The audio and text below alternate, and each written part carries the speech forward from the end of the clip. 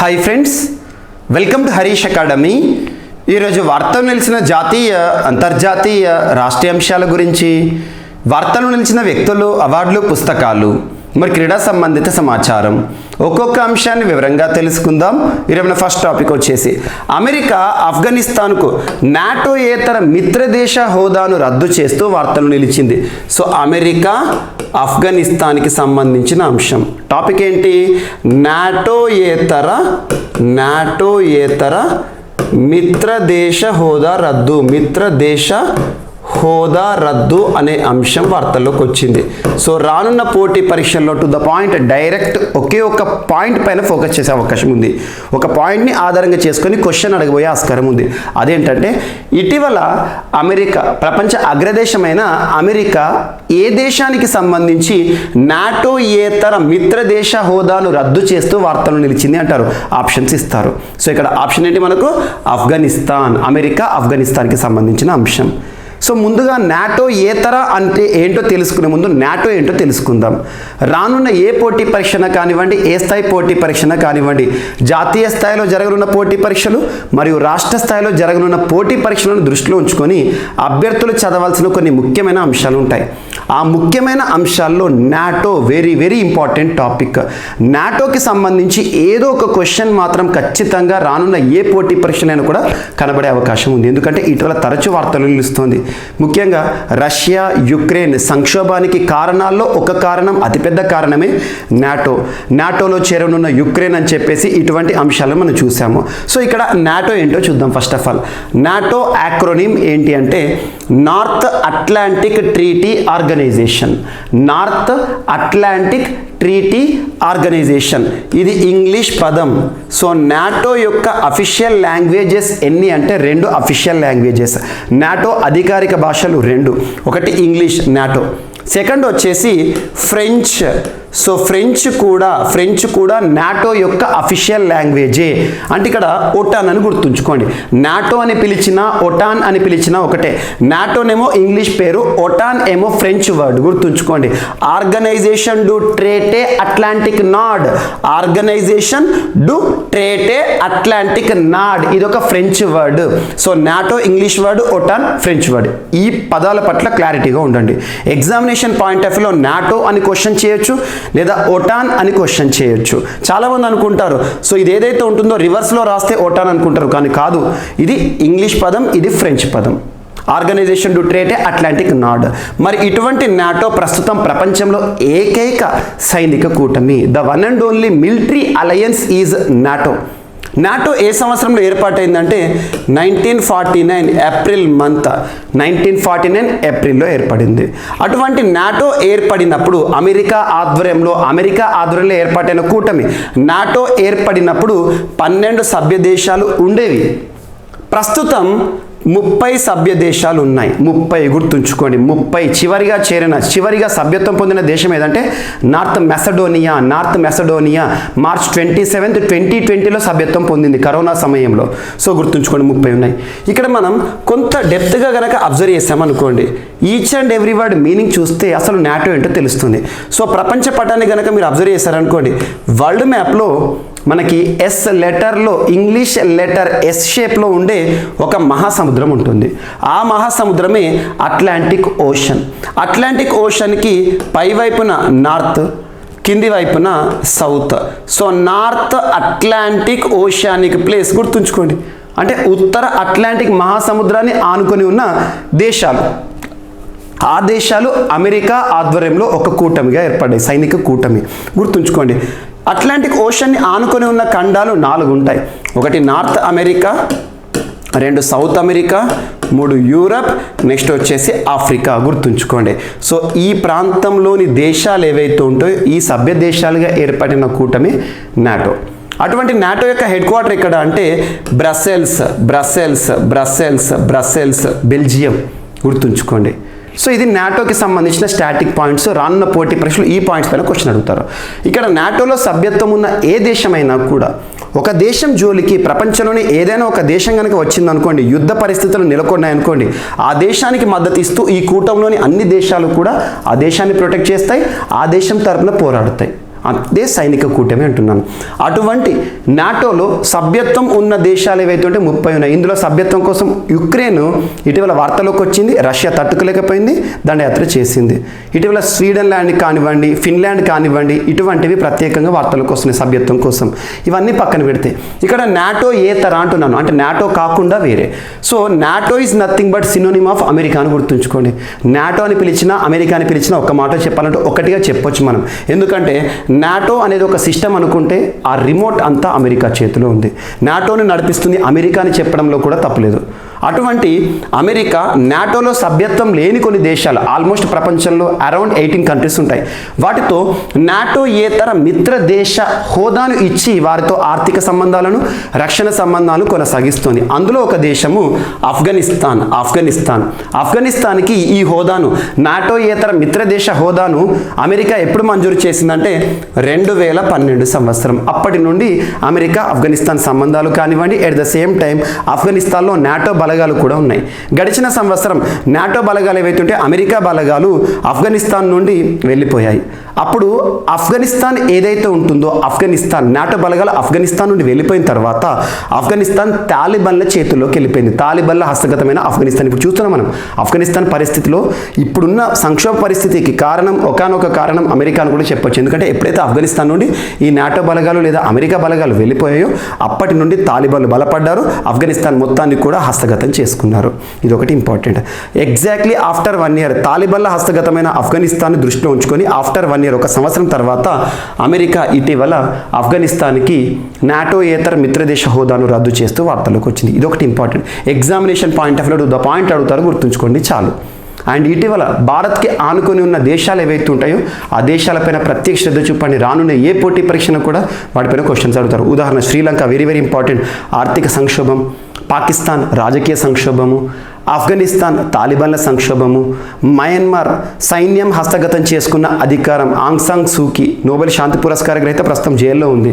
And at the same time ఇంకా important ఏంటంటే ప్రస్తుతం వార్తాపత్రికలు మనం చూస్తున్న చైనా అధ్యక్షుని కూడా సైన్యం హస్తగతం చేసుకుంది, సైన్యం బంధించింది అని చెప్తున్నారు.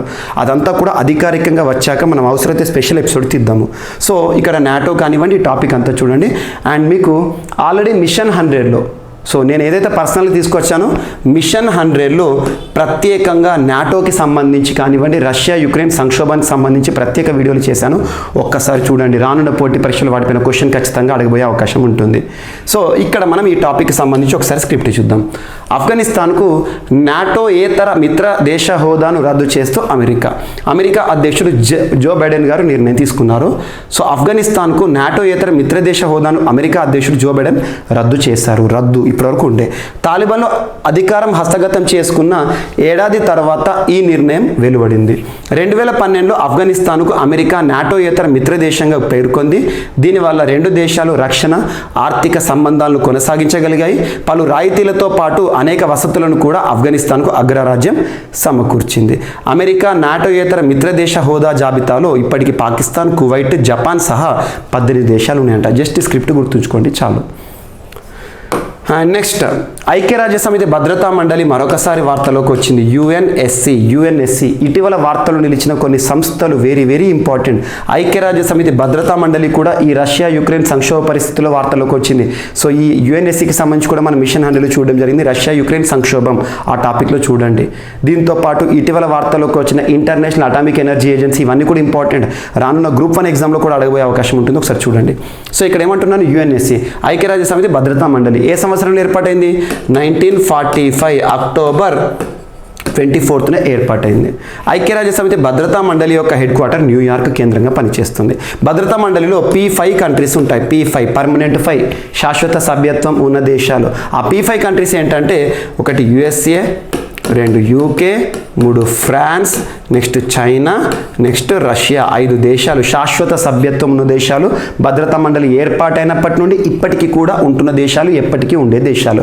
వీటికి వీటో అధికారం కూడా ఉంటుంది. ఏదైనా ఒక రిజల్యూషన్, ఒక తీర్మానాన్ని భద్రతా మండలిలో ప్రవేశపెడితే ఈ 5 దేశాల్లో ఎవరు అడ్డు పలికినా ఆ తీర్మానం అంతటితోనే వీగిపోతుంది.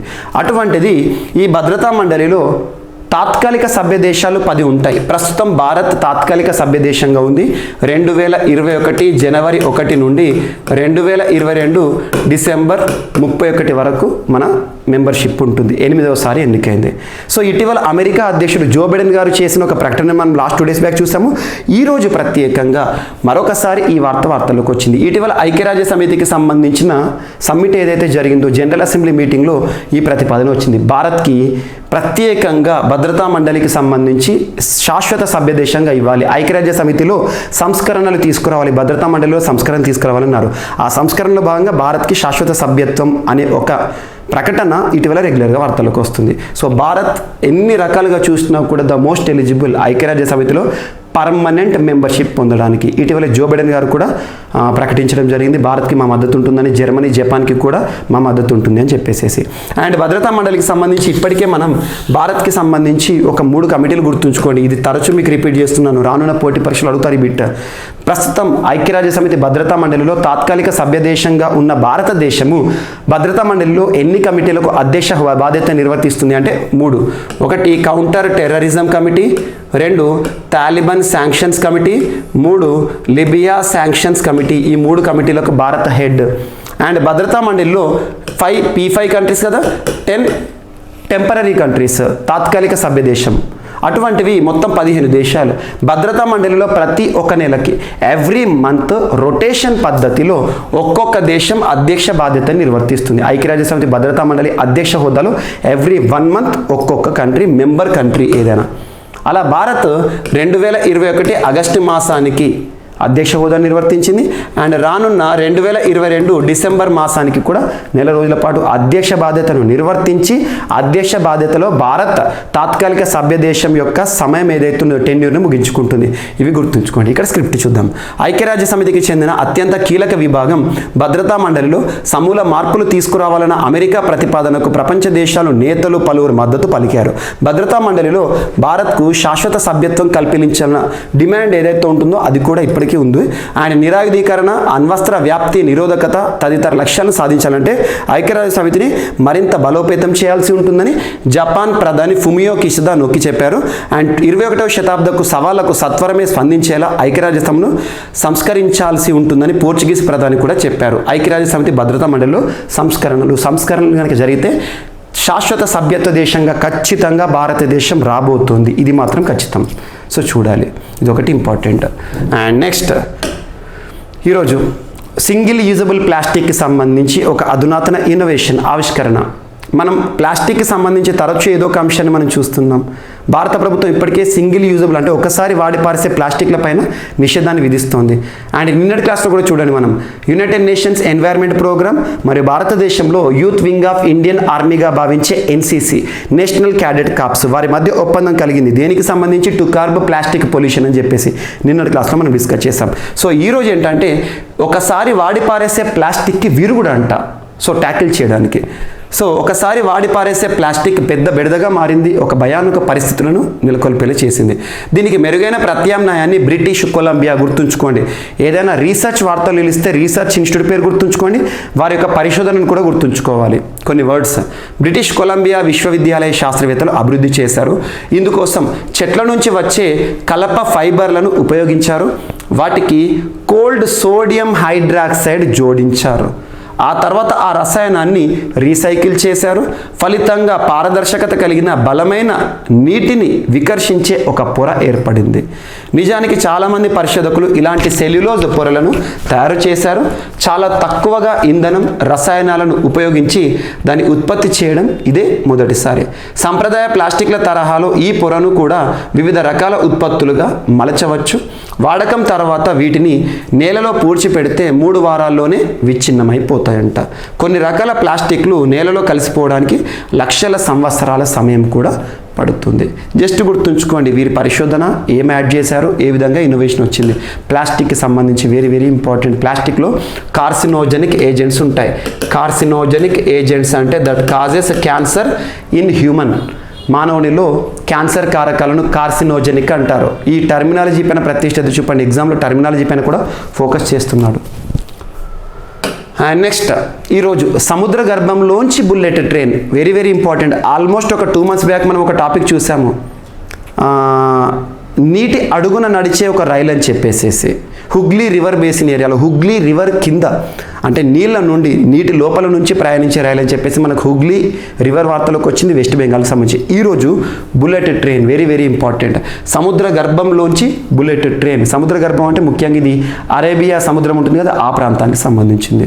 భారత్లో త్వరలో సముద్ర గర్భంలో బుల్లెట్ రైలు దూసుకుపోనున్నది. Mumbai Ahmedabad very very important, ఈ బెల్ట్ గుర్తుంచుకోండి. Mumbai to Ahmedabad, Maharashtra Gujarat. Mumbai Ahmedabad high speed rail corridor కోసం సముద్రం అడుగున 7 కిలోమీటర్లు టన్నెల్ను నిర్మించేందుకు national high speed railway corporation limited బిడ్లను ఆహ్వానించింది. బిడ్లు అంటే టెండర్స్ అన్నట్టు. ఎవరైతే మంచి కొటేషన్ ఇస్తారో, తక్కువ ధరకు నిర్మిస్తామని చెప్తారో వారిని యాక్సెప్ట్ చేసేసి నిర్మాణ బాధ్యతలు కల్పిస్తారు. ఈ 2023 జనవరి 19 వరకు బిడ్లు వేసేందుకు చివరి తేదీగా నిర్ణయించింది. బుల్లెట్ రైలు పరుగులు పెట్టేందుకు 21 కిలోమీటర్ల పొడవైన టన్నెల్లో 7 కిలోమీటర్లు సముద్ర గర్భంలో నిర్మించనున్నారు. దేశంలోనే మొట్టమొదటి సముద్ర గర్భ టన్నెల్ను తానే క్రీక్ వద్ద నిర్మించనున్నారు. తానే క్రీక్ వద్ద గుర్తుంచుకోండి, సముద్ర గర్భంలో ఒక టన్నెల్ని ఏర్పాటు చేసి అందులో నుండి బుల్లెట్ పోతుందంట, బుల్లెట్ ట్రైన్ పోతుందంట. Very very important. ఇటీవల ఇండియన్ రైల్వేకి సంబంధించి కానివ్వండి, రైల్వేలకు సంబంధించి కానివ్వండి, వార్తలన్నీ చూడండి. ఏవైతే మనం డిస్కస్ చేసామో లింక్ చేసుకోండి. రైల్వేకి సంబంధించి కూడా ఒక బిట్ రావచ్చు.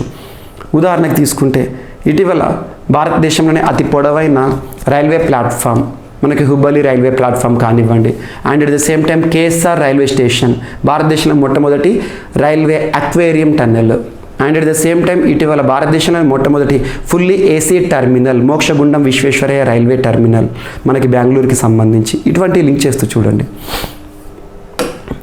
అండ్ నెక్స్ట్ గబ్బిలాల్లో కొత్త రకమైన వైరస్ ఆనవాళ్ళు అనే అంశం వార్తలోకి వచ్చింది. కరోనా కన్నా డేంజరస్ వైరస్ అంట. సో గబ్బిలాల్లో మరో వైరస్ని శాస్త్రవేత్తలు గుర్తించారు. ఆ వైరస్ కరోనా కన్నా డేంజర్ అని వెల్లడించడం జరిగింది. రష్యాలో ఇది చైనా కాదు, రష్యాలో వెలుగులోకి వచ్చిన ఈ వైరస్కి కోస్టా 2, ఈ పేరు గుర్తుంచుకోండి, కోస్టా 2 అని పేరు పెట్టడం జరిగింది.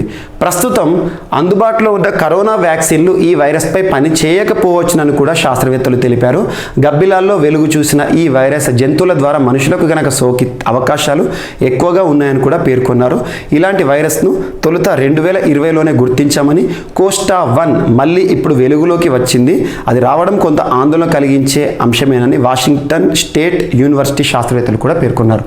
ఉదాహరణకు అడగచ్చు, ఇటీవల వార్తలు ఇచ్చిన కోస్టా 2 వైరస్ ఎందులో గుర్తించడం జరిగిందంటే గబ్బిలాల్లో గుర్తుంచుకోండి. సో ఇది రష్యాలో వెలుగు చూసిందంట. అదే మనకు కరోనా వైరస్ వచ్చేసి గబ్బిలాల నుండి మనకు చైనాకి సంబంధించి చూసాము. ఇటీవల వార్తలు ఇచ్చిన వ్యాధులకు సంబంధించి ప్రత్యేక శ్రద్ధ చూపండి. పశువుల్లో కనిపిస్తున్న lumpy skin disease very very important. రానున్న రోజుల్లో క్వశ్చన్ అడుగుతారు ఎగ్జామ్లో. సో క్యాప్రిపాక్స్ వైరస్ కానివ్వండి, ఇటువంటి అంశాలు, అండ్ మంకీ పాక్స్ కానివ్వండి, ఈ వ్యాధులు, బ్లాక్ ఫంగల్ డిసీజ్, వీటిపైన ప్రత్యేక శ్రద్ధ చూపండి. అండ్ నెక్స్ట్ దేశంలో ఆపరేషన్ మేఘచక్ర. ఇటీవల కాలంలో వార్తలు నిలిచిన ఆపరేషన్స్ ఏవైతే ఉంటాయో వాటిపైన ప్రత్యేకంగా చూడండి. ఆపరేషన్స్ ఎక్కువగా మనకి ఇటీవల కాలంలో ఆపరేషన్ దేవి శక్తి అని, ఆపరేషన్ గంగా అని, ఆపరేషన్ నన్హే ఫరిష్తే అని, ఆపరేషన్ నార్కోస్ అని, ఇటువంటి చూసాం మనం. వీటిని ప్రత్యేకంగా చూడండి. సో చిన్నారుల అశ్లీల చిత్రాలు వ్యాప్తి చేస్తున్న వారిపైన సిబిఐ పంజా. ఆపరేషన్ మేఘచక్ర ఎవరికి సంబంధించింది? సిబిఐ భారతదేశంలో central bureau of investigation. And దేనికి సంబంధించి? చిన్నారుల్లో అశ్లీల చిత్రాలను వ్యాప్తి చేస్తున్న దానిపైన ఉక్కుపాదం అని. సో 21 రాష్ట్రాల్లోని 59 స్థావరాల్లో సోదాలు చేశారంట. తెలుగు రాష్ట్రాల్లో హైదరాబాద్, కృష్ణా, చిత్తూరు జిల్లాలో దాడులు చేశారు. చిన్నారులపై లైంగిక వేధింపులు, ఆన్లైన్లో వారి అశ్లీల చిత్రాలు వ్యాప్తి చేస్తున్న వారే లక్ష్యంగా సిబిఐ దేశవ్యాప్తంగా విస్తృత దాడులను నిర్వహించింది. ఆపరేషన్ మేఘచక్ర పేరుతో 21 రాష్ట్రాల్లోని 59 స్థావరాల్లో సోదాలు కూడా చేసినట్లు సిబిఐ తెలిపింది. జస్ట్ గుర్తుంచుకోండి, సరిపోతుంది. ఆపరేషన్ మేఘచక్ర, సిబిఐ చిన్నారుల్లో అశ్లీల చిత్రాలను వ్యాప్తి చేస్తున్న వారికి సంబంధించి పట్టుకునే ఒక ప్రత్యేక ఆపరేషన్. విజయదశమి సందర్భంగా మీరు విజయం సాధించాలని కోరుకుంటూ హరీష్ అకాడమీ అందిస్తోంది అన్ని ఆన్లైన్ కోర్సులపై భారీ discount offers. Group 2, 3, 4 and SI Constable, CDPO, EO and DAO full course ఏదైనా 2,000 రూపాయలు మాత్రమే. గ్రూప్ 1, 2, 3, 4 అండ్ SI కానిస్టేబుల్ 6 కోర్సులు కలిగి ఉన్న కాంబో ప్యాక్ ఇప్పుడు కేవలం 2,200 రూపాయలు మాత్రమే. All exams and all subjects test series 99 రూపాయలు మాత్రమే. ఈ అన్ని కోర్సుల వ్యాలిడిటీ 1 సంవత్సరం. ఈ ఆఫర్ సెప్టెంబర్ 26 నుండి అక్టోబర్ 5 వరకు మాత్రమే. ఈ బంపర్ ఆఫర్ మిస్ చేసుకోకండి. లెజెండరీ ఫ్యాకల్టీచే ఖచ్చితంగా జాబ్ సాధించే విధంగా రూపొందించబడిన ఆన్లైన్ క్లాసెస్. వెంటనే గూగుల్ ప్లే స్టోర్ నుండి హరీష్ అకాడమీ యాప్ ను డౌన్లోడ్ చేసుకోండి. జాబ్ సాధించండి.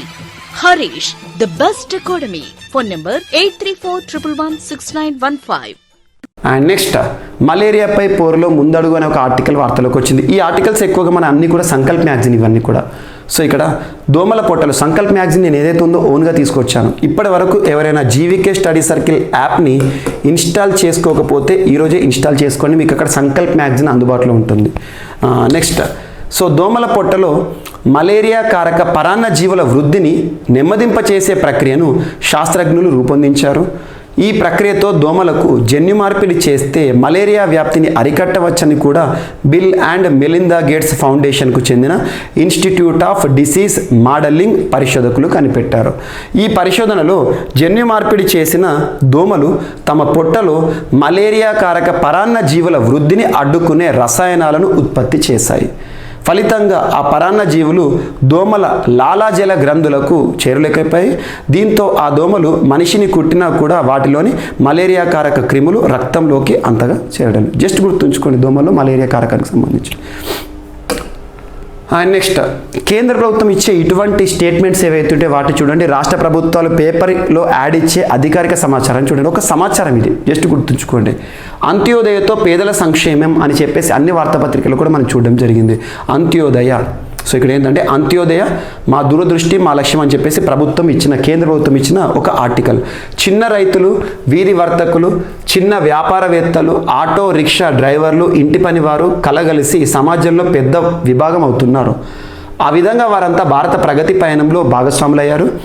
అంత్యోదయ లక్షిత భారత ప్రభుత్వ దార్శనికతో పేదలపై కేంద్ర ప్రభుత్వం దృష్టి పెట్టి తద్వారా సమాజంలోని ఈ అతిపెద్ద విభాగము ప్రభుత్వ నిరంతర కృషితో బలోపేతమవుతోంది.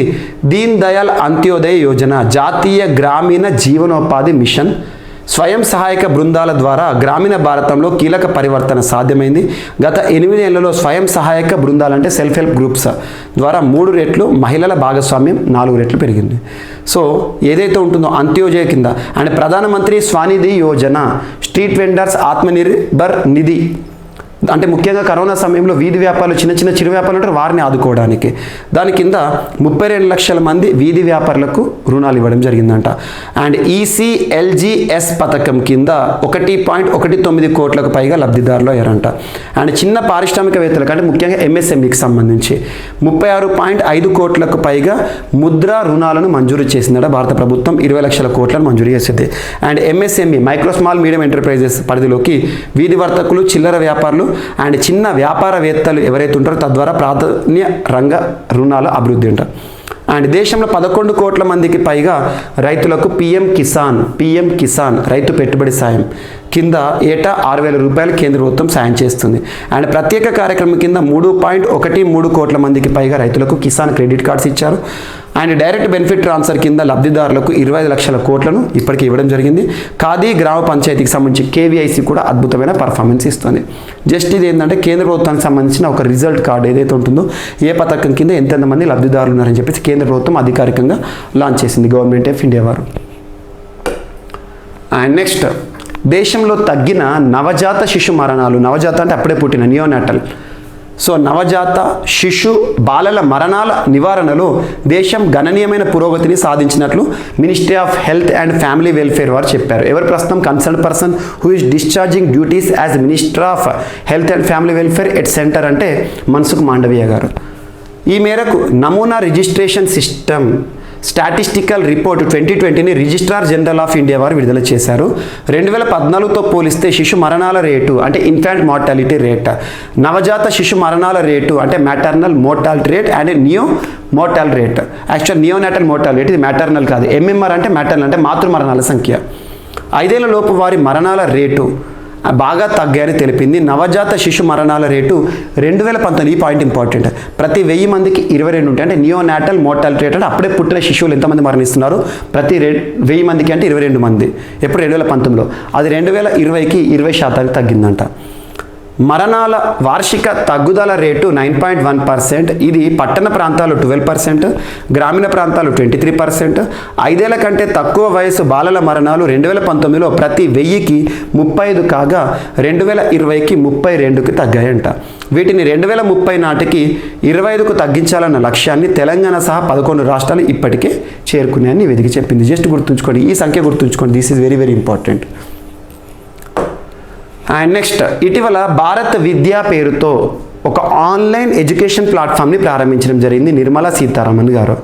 ఆన్లైన్ ఎడ్యుకేషన్ ప్లాట్ఫామ్ అంటే ఏంటంటే ముఖ్యంగా భారతదేశానికి సంబంధించి ఇండాలజీ అంటారు, స్టడీ ఆఫ్ ఇండియా, భారత సంస్కృతి పట్ల ప్రతి వ్యక్తికి కూడా అవగాహన కలగని చెప్పేసి ఒక ప్రత్యేక education platform, online education platform. Free and paid వీడియోస్ని ఇక్కడ అందుబాటులోకి ఉంచుతారంట. సో భారత్ విద్య, సో ఎవరికి సంబంధించిందంటే ఎవరు తీసుకొచ్చారో దీన్ని అంటే Bhandarkar oriental research institute, Bhandarkar oriental research institute వారు ఈ భారత్ విద్యా ప్రోగ్రామ్ తీసుకొచ్చారు. ఎవరు లాంచ్ చేశారంటే మినిస్ట్రీ ఆఫ్ ఫైనాన్స్, ప్రస్తుతం ఎవరు మంత్రిగా విధులు నిర్వర్తిస్తున్నారు, నిర్మలా సీతారామన్ గారు, కేంద్ర ఆర్థిక శాఖ మంత్రి. గుర్తుంచుకోండి చాలు. So launch of online learning platform of Indology అని గుర్తుంచుకోండి. అండ్ నెక్స్ట్, ఈరోజు వార్తలు నిలిచిన వ్యక్తుల్లో ఒక పర్సన్ వార్తలు ఇచ్చారు, జులన్ గోస్వామి గారు. సో జులన్ గోస్వామి ఏ క్రీడకి సంబంధించిన వ్యక్తి, ఏ రంగానికి సంబంధించిన వ్యక్తి అంటే క్రీడా రంగం. సో క్రీడలకి సంబంధించి ఏ క్రీడ అంటే క్రికెట్. సో మహిళల క్రికెట్లో అంతర్జాతీయ మహిళల క్రికెట్ భారతదేశం తరపున అంతర్జాతీయ స్థాయిలో గుర్తింపు పొందిన ఒక పేస్ బౌలర్ అంటే ఫాస్ట్ బౌలర్. ఇటీవల క్రీడకి వీడ్కోలు పలుకుతూ వార్తలు నిలిచారు. ముఖ్యంగా క్రికెట్కి సంబంధించి 2 వ్యక్తులను ప్రత్యేకంగా చూడండి. ఒకరు మిథాలీ రాజ్ గారు అండ్ సెకండ్ వచ్చేసేసి జులన్ గోస్వామి. ఇద్దరు కూడా మహిళల క్రికెట్, అంతర్జాతీయ మహిళల క్రికెట్లో మన భారతదేశం తరపున అద్భుతమైన గుర్తింపు పొందిన క్రీడాకారులు. ఇద్దరు కూడా రిటైర్మెంట్. అంతకుముందు మనం మిథాలీ రాజ్ గారు చూస్తాము, ఇప్పుడు జులన్ గోస్వామి ఘనంగా వీడ్కోలు పలికారు. ఇటీవల ఇంగ్లాండ్తో ముగిసిన వన్డే టోర్నమెంట్ క్లీన్ స్వీప్ చేసింది ఇండియా. సో విజయంతో తను క్రీడకి వీడ్కోలు పలుకుతూ వార్తల్లోకి వచ్చారు జులన్ గోస్వామి. గుర్తుంచుకోండి సరిపోతుంది. సో ఇవి ఈరోజు వార్తలు నిలిచిన అంశాలు. ఒకసారి ర్యాపిడ్గా చూస్తే, సో అమెరికాకి సంబంధించి ఆఫ్ఘనిస్తాన్కు నాటో ఏతర మిత్రదేశ హోదా రద్దును చేస్తూ అమెరికా వార్తల్లోకి వచ్చింది. అండ్ భద్రతా మండలి సంస్కరణలకు పట్టు బిగుస్తున్న ప్రపంచ దేశాలు భారత్కి పెరుగుతున్న మద్దతు. అండ్ నెక్స్ట్, ఒకసారి వాడి పారేసే ప్లాస్టిక్ విరుగుడుగా ప్రత్యేకంగా బ్రిటన్కి సంబంధించి కొలంబియా విశ్వవిద్యాలయ శాస్త్రవేత్తలు సృష్టించిన సృష్టి. అండ్ సముద్ర గర్భంలోనే మొట్టమొదటి ట్రైన్, బుల్లెట్ ట్రైన్ అనే అంశం ఆఫ్ఘనిస్తాన్ ముంబైకి సంబంధించి. అండ్ గబ్బిలాల్లో కొత్త రకమైన వైరస్, దాని పేరు గుర్తుంచుకోండి, కోస్టా 2 ఇటీవల వార్తలు ఇచ్చింది, అదొక వైరస్. అండ్ దేశంలో ఆపరేషన్ మేఘచక్ర దేనికి సంబంధించింది, ఎవరికి సంబంధించింది అంటారు. సిబిఐకి సంబంధించి చిన్నారులు అశ్లీలకు సంబంధించి వ్యాప్తి చెందకుండా ఆపుతున్నారు. అండ్ మలేరియాపై పోర్లో ముందడుగు అనే అంశాన్ని మనం డిస్కస్ చేశాము. ఎట్ ద సేమ్ టైం కేంద్ర ప్రభుత్వానికి సంబంధించి ఇటీవల లాంచ్ చేసిన ప్రోగ్రామ్స్లో ఎంతమంది లబ్ధిదారులు అనే అంశం, డేటా స్టాట్స్. అండ్ భారతదేశంలో తగ్గిన నవజాత శిశు మరణాలు, నియోనాటల్ మార్టాలిటీ రేట్. ఇక్కడ ఈ పాయింట్ గుర్తుంచుకోండి, 2019లో ప్రతి 1000 మందికి 22 అయితే ప్రస్తుతం 20కి తగ్గింది. అండ్ నెక్స్ట్, భారత్ విద్య అనే ఒక ఆన్లైన్ ప్లాట్ఫామ్ వార్తల్లోకి వచ్చింది. అండ్ ఫైనల్గా క్రికెట్కి వీడ్కోలు పలుకుతూ వార్తలు ఇచ్చిన fast bowler pacer Jhulan Goswami. So ఇవి ఈరోజు వార్తలు నిలిచిన అంశాలు. మిస్లేనియస్ అంశాలు ఏమైనా మిగిలిపోతే మాత్రం రేపటి క్లాస్లో యాడ్ చేసుకొని నిలుచుకుందాం. రేపు కలుద్దాం. Thank you.